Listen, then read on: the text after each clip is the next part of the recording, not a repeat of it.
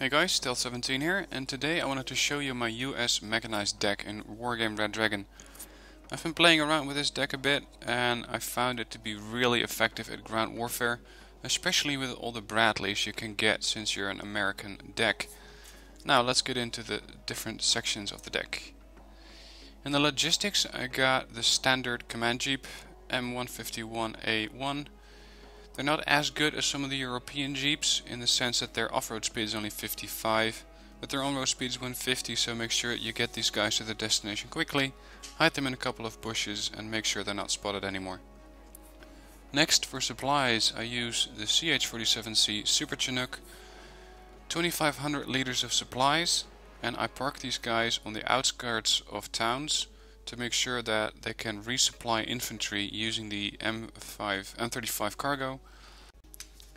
Then of course there's a standard FOB for 75 points with 16,000 liters of supplies. Now you could, if you wanted to, swap out one of the two, if you like the cargos better than the Chinooks, or if you like the Chinooks better than the cargos, you could switch any of these for another one. If you wanted to, you could take out some of the other categories. I have a lot of units in infantry, and that way you could get a take-on infantry command. But these guys come in an M35, so they're very vulnerable. And unless infantry is being choppered in, especially command infantry, I don't really find it that useful because you cannot do the same surprise attacks as you normally could. Alright, let's get to the meat of the deck. I have 9 Delta Force units, or 18 Delta Force units actually, in Chinooks.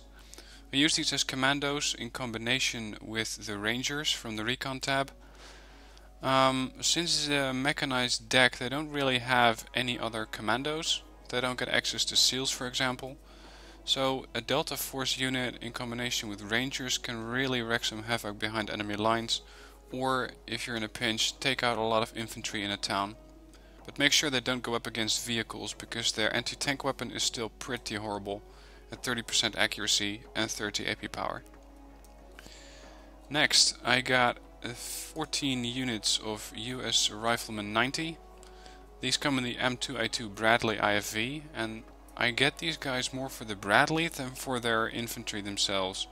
Because the infantry is nothing stellar, it's just the basic regular infantry, not even shock troopers. A pretty standard anti-tank weapon really, 45% accuracy, 19 AP power. They carry 6 of them, and they got the M60, which is not really a good machine gun. The Bradley, on the other hand, is really a good machine. This Bradley comes with 4 frontal armor, which means that they can take 1 or more gun shells from a tank to the face. They got a very good tow missile, which can penetrate even the heaviest tanks with pretty good accuracy of 70%. And their Bushmaster Cannon can really help you to suppress infantry, take down infantry, stun tanks, and destroy light to heavy vehicles, or well, light to medium vehicles really. I bring 2 cards of these because this is the only way you're going to be taking in the Bradley M2A2. You could do them with the standard rifleman, have them a bit cheaper, but for 5 points extra I decided to go with the Rifleman 90. Next I have the lighter version of the Bradley. This is the Bradley M2. As you can see, this one doesn't come with the TOW 2 missile but the TOW 1 version, which means that they have a little less AP power and less accuracy. The Bradley itself is also less armored, and the Bushmaster is about the same as the one on the other. This one has a little better accuracy and a little better stabilizer, but 50% accuracy and 25% accuracy on the move is still pretty good. Then I have 2 units of Stingers coming in the M113. These guys are just my basic anti-air defense, probably or mostly against choppers, since the range against aircraft is pretty atrocious at only 1800. I brought 8 of these at the veteran level, and with a 70% accuracy and a veteran bonus they will probably hit about 80 to 90% of the time. This means that they are a very effective anti-chopper force, so mix these in with the Bradleys, mix these in with units actually going into a town or on the outskirts of town, and possibly in forests, and you have a very decent defense. Next, another card of Rifleman. These are the standard riflemen, so they come with an even worse LAW, but they come with the M2A1 Bradley. This thing sits somewhere between the M2A2 and the M2 in the terms of accuracy and the TOW missile. Instead of the TOW 2 missile carried by the M2A2, this one carries an upgraded version of the TOW missile carried by the standard Bradley. These things are really the flesh of the deck, because I get 26 Bradleys this way, and with 26 Bradleys you can do a ton of damage. You can wipe out whole armies of tanks, you can wipe out a lot of vehicles. The only weak point they have is choppers, because they don't have a really long range against choppers, only 1500 meters as you can see here. So make sure that these things are well defended by anti-air guns from the support category, or you're going to be losing Bradleys left, right and center. So that's the mechanized section of the deck really. This is the main punching power I have in this deck. In the support category I have 4 chaparrals.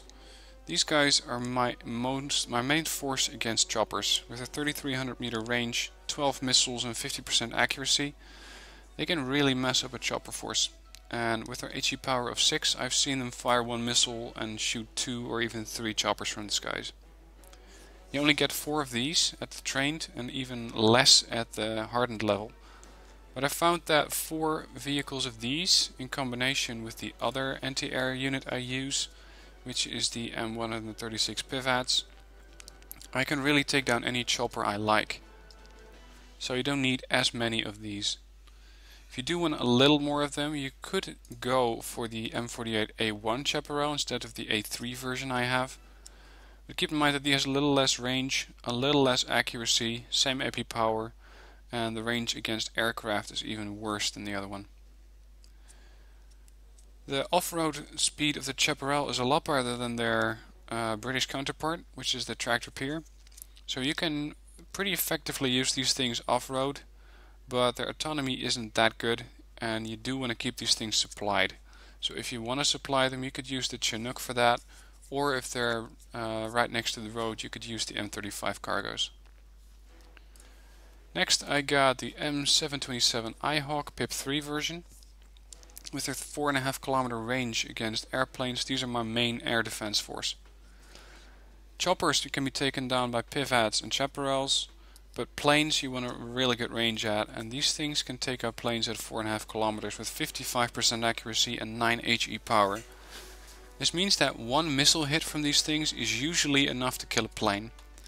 And especially if you already have a plane stunned with the Pivats, which are closer to your front line, a missile from the Nighthawk will certainly kill off any plane it comes up against. The thing is that these things eat supplies, so make sure that you keep them well supplied, and I recommend using them in groups of 2, so you don't have pips all over the place, which you need to keep a constant micromanaging eye on to keep them supplied. Next I have the M106A2 Mortar Carrier. You could argue that it would be a better choice to go with the M109, but that really depends on your personal preference. I like the rate of fire these mortar carriers have at 16 rounds a minute. Yes, they have less HE power, but they're also a lot more accurate. And if you use these things against anti-air units such as a Buk or a Tunguska, they will really definitely kill them very quickly. They come with a standard road speed of 110 and an off-road speed of 65, so these things are pretty mobile. I have 7 in my deck, so that if I lose a couple I can replenish them, but you could go with 4 and have an even better accuracy.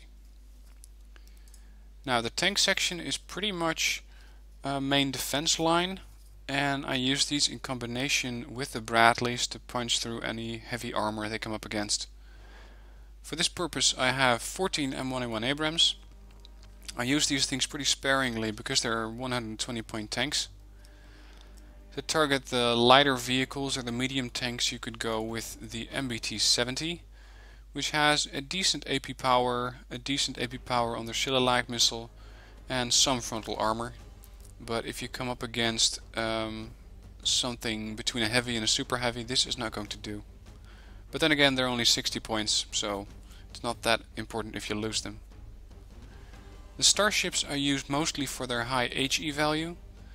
They have the 152mm heat cannon, which means that they can quickly dispose of infantry. And with their HE power, or their AP power, they can also make quite a dent in tanks, or because of the high suppression power, they can stun them. The Shillalak missile they carry is not that good. They have a range of 2450, which means that by the time the missile is in the air, the tank which is going to be receiving it is already close to the starship itself, so the starship will take fire from that. It can take some fire. It has 10 frontal armor, but it's not that good. The main thing and the main reason why I chose this tank is because they carry an autocannon. These things have atrocious accuracy, 15%. Don't even consider using them on the move because they only have a 5% stabilizer. That means that 1 in 20 hits, or 1 in 20 shots will be a hit. So make sure you keep these things still, keep them in bushes, keep them as a defensive line, or have them move up with the Abrams while the Abrams and the Bradleys take the punches, so that these things can mess up any infantry or vehicles using their main gun and the autocannon. Next, in the recon category, I have the most expensive Bradley. These things have very good optics, and especially the TOW2 launcher is an excellent weapon. I've seen these things take down heavy tanks, probably up to 3 or 4 times their value. That's how much damage they do in one match. So yes, they're 90 points, yes, they're expensive, but they will definitely earn themselves back if you keep them well defended. They can definitely lock down an area such as an open field with their tow launcher. Just make sure they don't get attacked by a helicopter, because they're going to die pretty quickly. They have 4 frontal armor, which means that they're pretty well defended, and they can take out any ground threats at range. But again, make sure that these things are accompanied by an M163 PIVADS against helicopters, so that you don't lose both of them. And then there's the Bushmaster Cannon. Good AP power of 3, which is pretty good for an IFV. Accuracy of 60%, 900 rounds, so the only thing you're going to have to resupply this thing with is TOW2 missiles.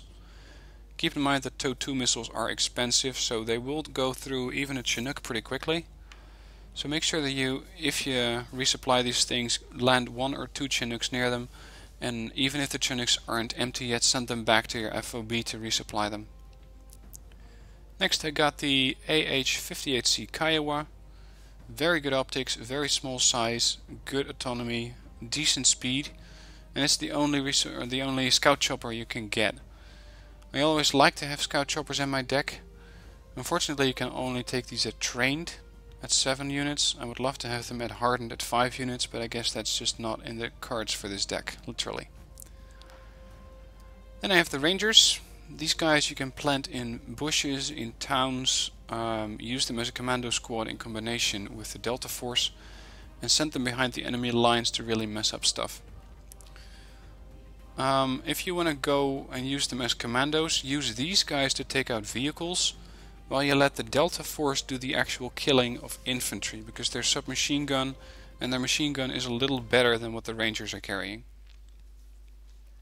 I sent these things in C-47 Chinook, because this way they can move pretty quickly across the map, and of course you also get the Chinook, which you can use later to resupply or move other kinds of infantry. You could offload some Rangers on the other side of the map, have them fly back, bring in some Stingers, and you have a good force to use behind enemy lines.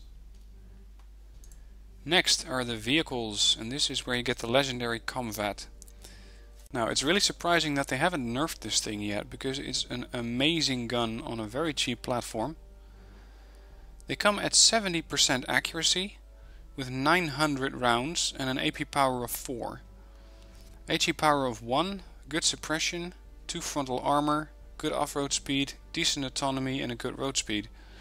Use these things in combination with the Abrams and possibly a 163 anti-air unit, and you have a very, very good attack force. These things will even take choppers out pretty quickly, especially if the choppers go overhead and you park these things in a bush. Turn on the gun the moment the chopper flies over and just watch them fall from the skies.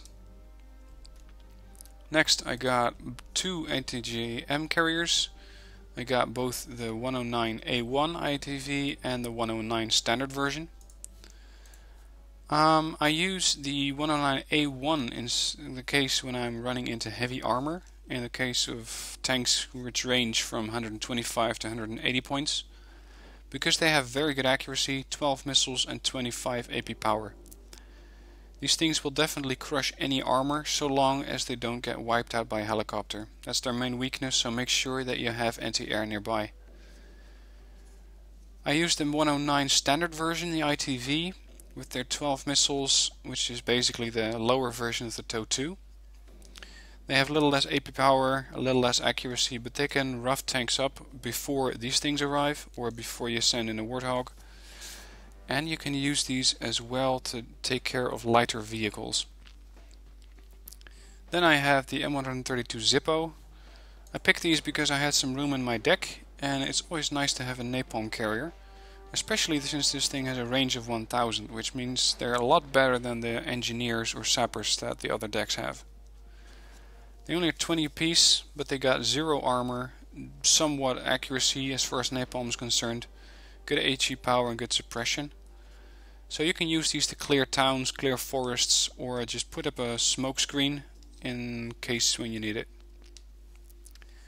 In the helicopter section I have one set of heavy hogs. Now these are a bit of a weird helicopter. You don't really see them that often, but they can definitely earn their value pretty quickly by the use of their grenade launcher against infantry, or the use of their rocket pods against vehicles. Now the rocket pods really don't do a lot of damage with an HE power of 2, and they're not very accurate at 10, but use groups of 2 to 4 of these things to suppress infantry while other units take them out. Furthermore, I have 2 units of 7 hardened two sets of hardened Cobras.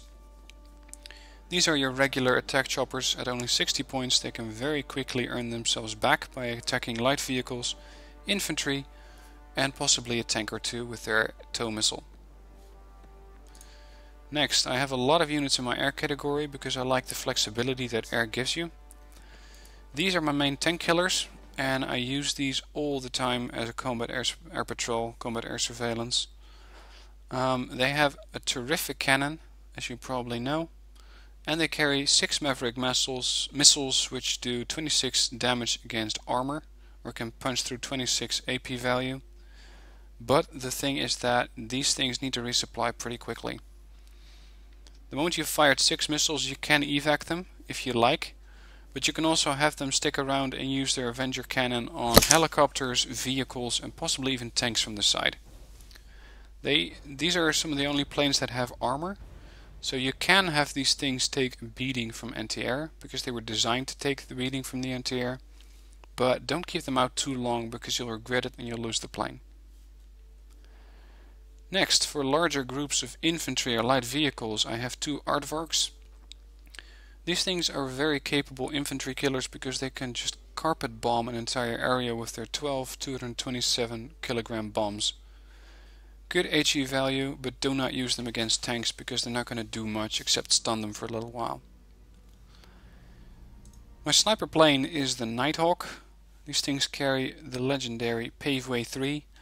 You can use these to fly around the map, stick to the outskirts of the map and use them to kill any artillery you might be able to get your hands on, snipe command vehicles, or even attack the super heavies, since these things now attack heavy armor from the top side.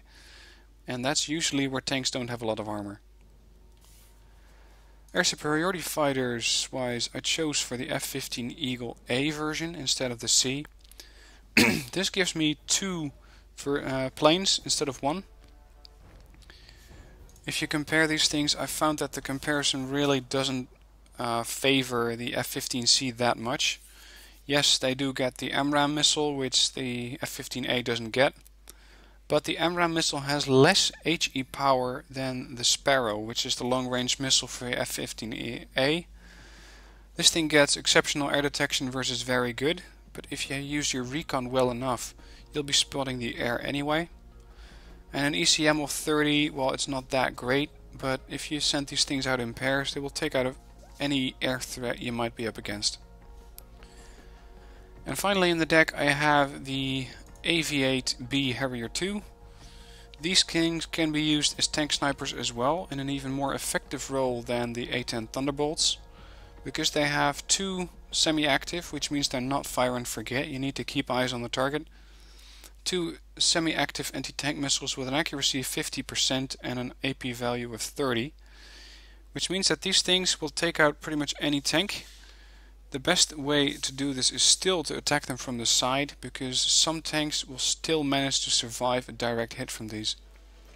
Use these as tank snipers, do not use them for anything else, because you're going to be wasting Maverick missiles at light vehicles, which is really not worth it. Also keep in mind that these things have the AIM-9M, which is a very good anti-helicopter and somewhat okay anti-plane unit. These missiles will fire with an accuracy of 60%, which means that at least one of them will hit a chopper if they do a flyby. I have 3 of these in my deck at the rookie experience level. If you like, you can take these at veteran and have units that are even more accurate. But I found that the Mavericks are already accurate enough this way, and the AIM-9Ms will definitely kill any chopper they come up against if they hit. So here's my deck. I hope you like this video. I'll leave the deck code in the description so you can download and import it yourself. If you have any suggestions on how to improve this deck, please let me know in the comments below. I look forward to hearing from you. Okay, thanks for watching the video and see you next time.